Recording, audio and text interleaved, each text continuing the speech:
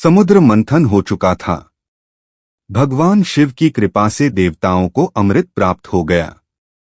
असुरों के हिस्से में कुछ भी नहीं पड़ा था।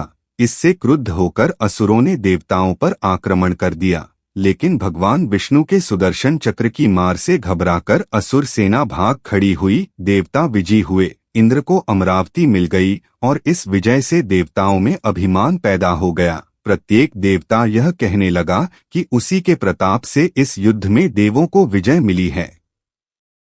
भगवान शिव की उपेक्षा कर दी गई। जिन्होंने देवों के हित में जहर पीकर उन्हें मुक्ति दिलाई थी, उन्होंने देवों का अभिमान भंग करने का निश्चय किया। एक दिन उन्होंने एक विशाल यक्ष का रूप धारण किया और अमरावती के वायुमंडल में प्रकट हो गए। उस महाकाय यक्ष को देखकर देवताओं में खलबली मच गई। वे घबराकर देवराज इंद्र के पास गए और भयभीत होकर बोले, महाराज, आज अमरावती में एक अद्भुत यक्ष दिखाई दिया। हमें तो वह कोई मायावी असुर प्रतीत होता है। कहीं वे लोग पुनः अमरावती को हथियाने की चेष्टा तो नहीं कर रहे हैं। देवों की बात सुनकर इंद्र ने वायुदेव को आदेश दिया, वायुदेव, आप जाकर उस यक्ष का पता करें कि वह कौन है और अमरावती में किस प्रयोजन से आया है।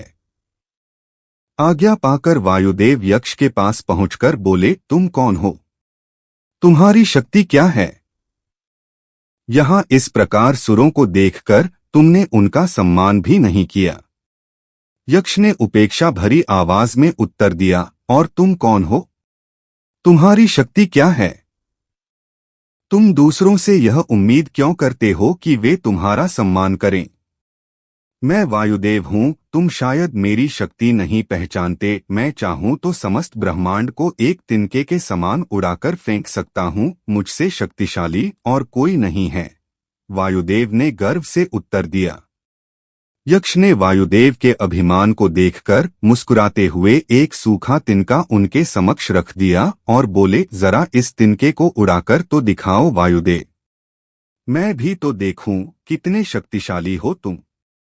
वायुदेव ने बहुत प्रयत्न किया, लेकिन निराशा ही हाथ लगी। तिनका टस से मस नहीं हुआ। उन्होंने देवराज को समस्त समाचार कह सुनाया।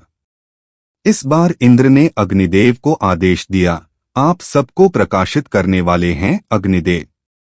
आप जाकर पता करें कि वह यक्ष कौन है। अग्निदेव अभिमान से चूर यक्ष के पास पहुंचकर बोले, आप कौन हैं और कहां से आए हैं? आपकी शक्ति क्या है? यक्ष बोला, और तुम कौन हो? तुम्हारी शक्ति क्या है? क्या तुम्हें इतना भी पता नहीं कि दूसरों का परिचय पूछने से पहले स्वयं का परिचय दिया जाता है? अग्निदेव बोले, मैं संपूर्ण भुवन को प्रकाशित करने वाला अग्निदेव हूँ। ब्रह्मांड में ऐसा कोई भी नहीं है जिसे मैं भस्म न कर सकूं। मैं एक पल में समस्त ब्रह्मांड को जलाकर राख कर सकता हूँ। यक्ष बोला, ओह, ऐसा है तो जरा इस तिनके को जलाकर दिखा दो तो मैं तुम्हारी शक्ति का लोहा मान जाऊंगा। अग्निदेव ने उस तुच्छ तिनके को भस्म करने के लिए पूरी शक्ति लगा दी, लेकिन वे सफल नहीं हो पाए और लज्जा से सिर झुकाए वापस इंद्र के पास लौट आए। अग्निदेव ने भी आप बीती देवराज को कह सुनाई। तब इंद्रदेव ने स्वयं यक्ष के पास जाने का निर्णय किया। जब इंद्र वहां पहुंचे तो भौचक्के से रह गए। इंद्र जरा सी झलक देख पाए थे कि यक्ष अंतर्धान हो गया। इंद्र समझ गए कि अवश्य वह यक्ष कोई परम शक्ति थी। उन्होंने एक बार फिर ऊपर की ओर नजरें उठाईं। अंतरिक्ष में जहां थोड़ी देर पहले यक्ष मौजूद था, वहां अब इंद्र को देवी उमा का चेहरा दिखाई दिया। इंद्र ने श्रद्धा से मातेश्वरी के सम्मुख शीश झुकाया। मां पार्वती ने मुस्कुराते हुए कहा, आश्चर्य में न पड़ो देवराज, यह यक्ष कोई और नहीं स्वयं भगवान शिव ही थे। देवों में प्रमाद और अहंकार पैदा हो गया था। भगवान उसी को दूर करने आए थे। भगवान शिव की कृपा से ही समुद्र मंथन संभव हो सका था। उन्हीं की शक्ति से अमृत प्रकट हुआ था और उन्हीं की शक्ति से असुरों का शमन हुआ था। अंत में सुरों की रक्षा के लिए ही भगवान शिव ने विषपान भी किया था।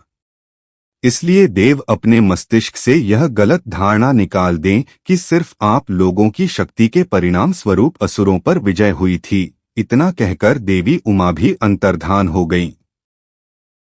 अगर आपको भगवान शिव जी की कथा अच्छी लगी है तो इसको लाइक करें और ज्यादा से ज्यादा शेयर करें, साथ में इस चैनल को सब्सक्राइब करें। धन्यवाद।